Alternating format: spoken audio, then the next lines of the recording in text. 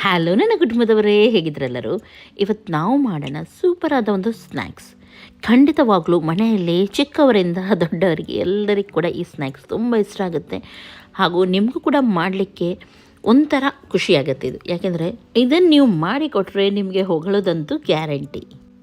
ಫಸ್ಟಿಗೆ ನಾವಿಲ್ಲಿ stuffing ready ಮಾಡೋಣ. ಅಂದರೆ ಒಳಗೆ ತುಂಬಿಸ್ಲಿಕ್ಕೆ ಮಸಾಲ ಬೇಕಲ್ವಾ, ಅದು ಸ್ವಲ್ಪ ಎಣ್ಣೆಯನ್ನು ಹಾಕಿ ಒಂದು ಈರುಳ್ಳಿಯನ್ನು ನಾನಿಲ್ಲಿ ಸಣ್ಣದಾಗಿ ಹೆಚ್ಚಿ ಹಾಕಿದ್ದೀನಿ. ಈರುಳ್ಳಿ ಸ್ವಲ್ಪ ಫ್ರೈ ಆಗಿದೆ. ಇದಕ್ಕೆ ನಾನು ಒಂದು ದೊಡ್ಡ ಕ್ಯಾರೆಟ್ ಹಾಗೂ 2 ಹಸಿಮೆಣಸಿನಕಾಯನ್ನು ಹಾಕ್ತಾಯಿದ್ದೀನಿ. ಖಾರ ಸ್ವಲ್ಪ ಜಾಸ್ತಿ ಇಷ್ಟ ಇದ್ದವರು ಜಾಸ್ತಿ ಹಾಕ್ಬೋದು. ಸ್ವಲ್ಪ ಇದಕ್ಕೆ ಬೇಕಾಗುವಷ್ಟು ಉಪ್ಪನ್ನು ಸೇರಿಸಿದ್ದೀನಿ ಹಾಗೂ ಜಿಂಜರ್ ಗಾರ್ಲಿಕ್ ಪೇಸ್ಟನ್ನು ಹಾಕಿ ಸ್ವಲ್ಪ ಇದನ್ನು ಬಾಡಿಸ್ತಾ ಇದ್ದೀನಿ. ಜಾಸ್ತಿ ಫ್ರೈ ಮಾಡಲಿಕ್ಕಿಲ್ಲ. ಆಮೇಲೆ ನಾನಿಲ್ಲಿ 3ರಿಂದ 4 ಆಲೂಗೆಡ್ಡೆಯನ್ನು ಬೇಯಿಸಿದೆ, ಮೀಡಿಯಮ್ ಸೈಜಿದ್ದು. ಇದನ್ನು ನೋಡಿ ಚೆನ್ನಾಗಿ ಬೇಯಿಸಿದ್ದೀನಿ. ಅದನ್ನು ಸ್ವಲ್ಪ ಕಿವುಚಿ ಅದರೊಂದಿಗೆ ನಾನು ರೆಡಿ ಮಾಡಿದ ಕ್ಯಾರೆಟ್ ಎಲ್ಲ ಹಾಕಿ ರೆಡಿ ಮಾಡಿದ ಮಸಾಲ ಉಂಟು ಅದು ಹಾಕ್ತಾಯಿದ್ದೀನಿ. ಸ್ವಲ್ಪ ಕೊತ್ತಂಬರಿ ಸೊಪ್ಪು ಹಾಗೂ ರುಚಿಗೆ ತಕ್ಕಷ್ಟು ಉಪ್ಪು, ನೆಕ್ಸ್ಟ್ ಪೆಪ್ಪರ್ ಪೌಡ್ರು, ಸ್ವಲ್ಪ ಗರಂ ಮಸಾಲ ಪೌಡ್ರ್ ಅಥವಾ ಚಿಕನ್ ಮಸಾಲ ಯಾವುದಿದ್ರೂ ನೀವಿಲ್ಲಿ ಹಾಕ್ಬೋದು. ಹಾಗೂ ಇದರೊಂದಿಗೆ ನಾನು ಹಾಕ್ತಾಯಿದ್ದೀನಿ ಚೀಸ್. ನಾನಿಲ್ಲಿ ಅಮೂಲ್ ಚೀಸ್ ಯೂಸ್ ಮಾಡಿದ್ದೀನಿ. ಇಲ್ಲಿ ನೀವು ಮೊಸರೆಲ್ಲ ಚೀಸ್ ಬೇಕಿದ್ದರೂ ಹಾಕ್ಬೋದು. ನಾನಿಲ್ಲಿ ಕ್ರೀಮಿ ಚೀಸ್ ಬರುತ್ತೆ ನೋಡಿ ನಾರ್ಮಲ್ ಆಗಿ, ಅದನ್ನು ಹಾಕಿದ್ದೀನಿ. ಓಕೆ, ಸರಿಯಾಗಿ ಇದನ್ನು ಇವಾಗ ಮಿಕ್ಸ್ ಮಾಡೋಣ. ಉಪ್ಪು ಈ ಟೈಮಲ್ಲಿ ಸ್ವಲ್ಪ ನೋಡ್ಕೊಂಡು ಬಿಡಿ, ಕಮ್ಮಿ ಅಂತ ಎನಿಸಿದರೆ ನೀವು ಹಾಕ್ಬೋದು. ಮಸಾಲ ರೆಡಿಯಾಗಿದ್ದೆ, ನಾವಿಲ್ಲಿ ಬ್ಯಾಟರ್ ರೆಡಿ ಮಾಡೋಣ. ಅಂದರೆ ಹಿಟ್ಟಿಗೆ ಇಲ್ಲಿ 2 ನಾನು ಮೊಟ್ಟೆಯನ್ನು ಸೇರಿಸಿದ್ದೀನಿ ಹಾಗೂ 1 ಕಪ್ಪಷ್ಟು ಮೈದಾ ಹುಡಿಯನ್ನು ಹಾಕಿದ್ದೀನಿ. ಫಸ್ಟಿಗೆ ಇಲ್ಲಿ 2 ಕಪ್ಪಷ್ಟು ಹಾಲನ್ನು ಸೇರಿಸ್ತಾ ಇದ್ದೀನಿ. ಆಮೇಲೆ ಬೇಕಂತ ಎನಿಸಿದರೆ ಜಾಸ್ತಿ ಹಾಕ್ಬೋದು. ಸ್ವಲ್ಪ ಉಪ್ಪನ್ನು ಹಾಕಿ ಹಾಗೂ 1 ಚಮಚದಷ್ಟು ಸಕ್ಕರೆಯನ್ನು ಕೂಡ ಹಾಕಿ ಇವಾಗ ಇದನ್ನು ಸರಿಯಾಗಿ ನಾವು ಮಿಕ್ಸ್ ಮಾಡಲಿಕ್ಕುಂಟು. ಆದಷ್ಟು ಪರ್ಫೆಕ್ಟಾಗಿ ಅದು ಮಿಕ್ಸ್ ಆಗಬೇಕು. ಇದಕ್ಕೆ 1 ಟೇಬಲ್ ಸ್ಪೂನಷ್ಟು ಎಣ್ಣೆಯನ್ನು ಕೂಡ ಸೇರಿಸ್ತಾ ಇದ್ದೀನಿ. ನೀವು ಬೇಕಿದ್ರೆ ಮಿಕ್ಸಿ ಜಾರಲ್ಲಿ ಕೂಡ ಇದನ್ನು ಹಾಕಿ ಮಿಕ್ಸ್ ಮಾಡ್ಬೋದು. ಅಥವಾ ಈ ರೀತಿ ನಿಮ್ಮ ಹತ್ರ ಹ್ಯಾಂಡ್ ಬ್ಲೆಂಡರ್ ಇದೆ ಆದರೆ ಅದರಲ್ಲಿ ನೀವು ವಿಸ್ಕ್ ಮಾಡ್ಬೋದು. ತುಂಬ ಈಸಿಯಾಗಿ ಆಗಿ ಹೋಗುತ್ತೆ. ನಾನು ಯೂಸ್ ಮಾಡ್ತಾ ಇರೋದು ಅಗಾರೋ ಬ್ರ್ಯಾಂಡಿದ್ದು, ಲಿಂಕ್ ಬೇಕಿದ್ರೆ ಡಿಸ್ಕ್ರಿಪ್ಷನಲ್ಲಿ ಇದೆ. ಹಿಟ್ಟು ಇವಾಗ ಇಲ್ಲಿ ರೆಡಿಯಾಗಿದೆ. ಈ ರೀತಿ ತೆಳುವಾಗಿದ್ದರೆ ಸಾಕು, ಇದಕ್ಕಿಂತ ತುಂಬ ದಪ್ಪ ಬೇಡ. ಇವಾಗ ನಾವು ನಾರ್ಮಲಾಗಿ ದೋಸೆ ಮಾಡ್ತೀವಿ ನೋಡಿ, ಅದೇ ರೀತಿ ಇಲ್ಲಿ ಹಿಟ್ಟನ್ನು ತಗೊಂಡು ಮಾಡಿದರೆ ಆಯಿತು. ತೆಳುವಾಗಿ ಮಾಡಿ, ದಪ್ಪವಾಗಿ ಮಾಡಬೇಡಿ, ಆಮೇಲೆ ನಿಮಗೆ ಕಷ್ಟ ಆಗುತ್ತೆ ನೋಡಿ. ಸೈಡಿಂದ ಸರಿಯಾಗಿ ಎದ್ದು ಬರುತ್ತೆ. ಇದು ಒಂದು ಸೈಡ್ ನೀವು ಫ್ರೈ ಮಾಡಿದರೆ ಸಾಕು. ಈ ರೀತಿ ಇದಕ್ಕೆ ಮೊಟ್ಟೆ ಎಲ್ಲ ಹಾಕಿದ್ರಿಂದ ಈಸಿಯಾಗಿ ಇದು ಎದ್ದು ಬರುತ್ತೆ. ಸ್ವಲ್ಪ ನೀವು ಒಂದು ಅರ್ಧ ಚಮಚದಷ್ಟು ಹಿಟ್ಟನ್ನು ಹಾಕಿ ಸರಿಯಾಗಿ ರೌಂಡಾಗಿ ಈ ರೀತಿ ಮಾಡಿ. ತುಂಬ ದಪ್ಪ ಮಾಡಲಿಕ್ಕೆ ಹೋಗಬೇಡಿ, ತುಂಬ ತೆಳುನೂ ಬೇಡ. ನಿಮಗೆ ನಾರ್ಮಲಾಗಿ ಯಾವ ರೀತಿ ಮಾಡಲಿಕ್ಕೆ ಆಗುತ್ತೆ ಅದೇ ರೀತಿ ನೀವು ಮಾಡಿದರೆ ಆಯಿತು ನೋಡಿ ಹೀಗೆ. ಓಕೆ, ಗ್ಯಾಸನ್ನು ಲೋ ಫ್ಲೇಮಲ್ಲಿ ಇಟ್ಟು ಮಾಡಿ, ಆವಾಗ ಸರಿಯಾಗಿ ಬರುತ್ತೆ. ಇನ್ನೊಂದು ಸೈಡ್ ಜಾಸ್ತಿ ಕಪ್ಪಾಗಬಾರ್ದು.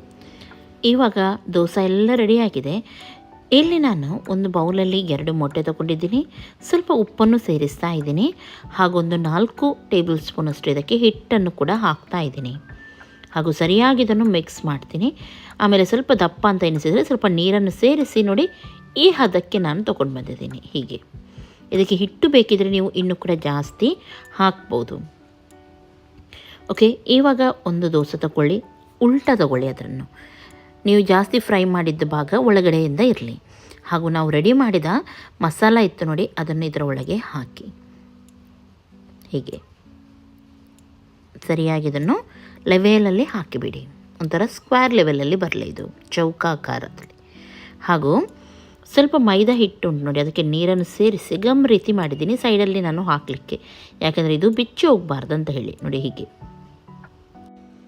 ಇವಾಗ ಇದನ್ನು ಫೋಲ್ಡ್ ಮಾಡೋಣ ನೋಡಿ. ಈ ಸೈಡ್ ಫಸ್ಟಿಗೆ ಈ ರೀತಿ ಹಾಕಿ, ಆಮೇಲೆ ಉದ್ದ ಸೈಡ್ ಇರುತ್ತೆ ನೋಡಿ, ಅದನ್ನು ಈ ರೀತಿ ಫೋಲ್ಡ್ ಮಾಡಿಬಿಡಿ ನೋಡಿ ಹೀಗೆ. ಒಳಗಡೆಯಿಂದ ಹೋಗಬೇಕಿದು ಹೀಗೆ.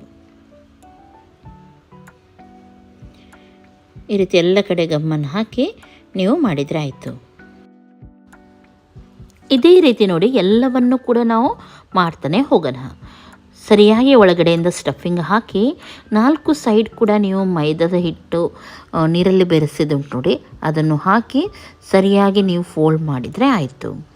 ತುಂಬ ಈಸಿ ಆಗುತ್ತೆ, ಸತ್ಯವಾಗ್ಲೂ ಹೇಳ್ತೀನಿ. ಏನು ಕಷ್ಟ ಆಗಲ್ಲ, ಕಿರಿಕಿರಿ ಆಗಲ್ಲ, ಏನಾಗಲ್ಲ. ಇಬ್ಬರು ಇದ್ದರೆ ಅಂತೂ ಇನ್ನೂ ಕೂಡ ಈಸಿಯಾಗಿ ಹೋಗುತ್ತೆ. ನಾನಿಲ್ಲಿ ಒಬ್ಬಳೇ ಮಾಡಿದ್ದು, ಹಾಗಾಗಿ ನಾನು ನನ್ನ ಎಕ್ಸ್ಪೀರಿಯನ್ಸ್ ನಿಮ್ಮ ಜೊತೆ ಹೇಳ್ತಾ ಇದ್ದೀನಿ. ಯಾವುದೇ ರೀತಿ ನಮಗೆ ಅದು ಕಟ್ ಆಗೋದು ಅಥವಾ ತುಂಬ ಸಾಫ್ಟಾಗಿ ಕೆಳಗಡೆ ಬೀಳಿ ಅಂಥದ್ದೆಲ್ಲ ಏನು ಕೂಡ ಆಗಲ್ಲ.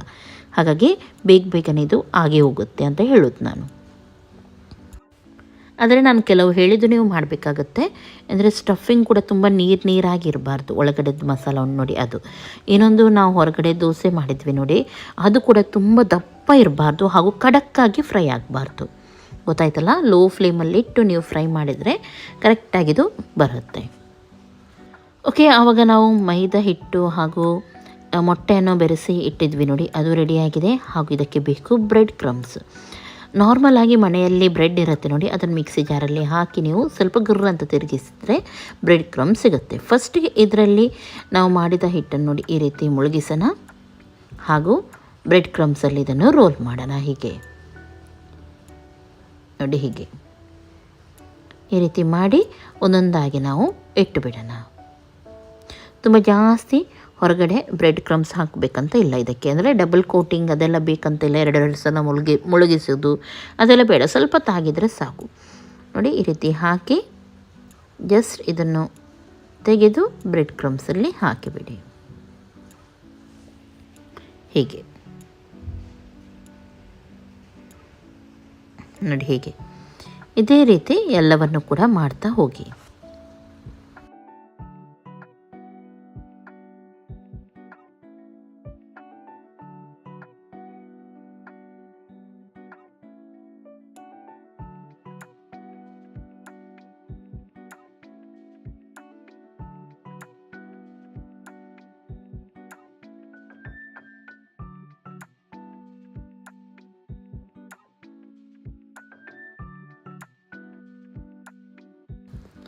ಓಕೆ, ಎಲ್ಲವನ್ನೂ ಮಾಡಿ ಆದಮೇಲೆ ಇದನ್ನು ನೀವು ಬೇಕಿದ್ದರೆ ಫ್ರಿಜ್ಜಲ್ಲಿ ಕೂಡ ಇಡ್ಬೋದು, ಸ್ವಲ್ಪ ಜಾಸ್ತಿ ಮಾಡಿದರೆ.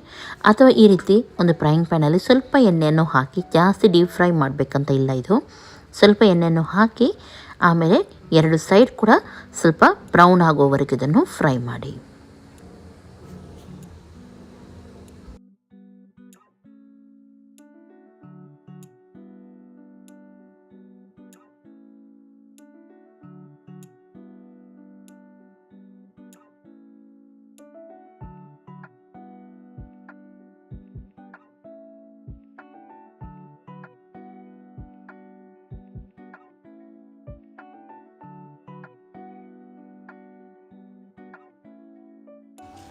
ಇವಾಗ ಇಲ್ಲಿ ನೋಡ್ತಾ ಇದ್ದೀರಲ್ಲ, ಎರಡು ಸೈಡ್ ಕೂಡ ಸರಿಯಾಗಿದ್ದು ಫ್ರೈ ಆಗಿದೆ. ಈ ರೀತಿ ಆದರೆ ಸಾಕು.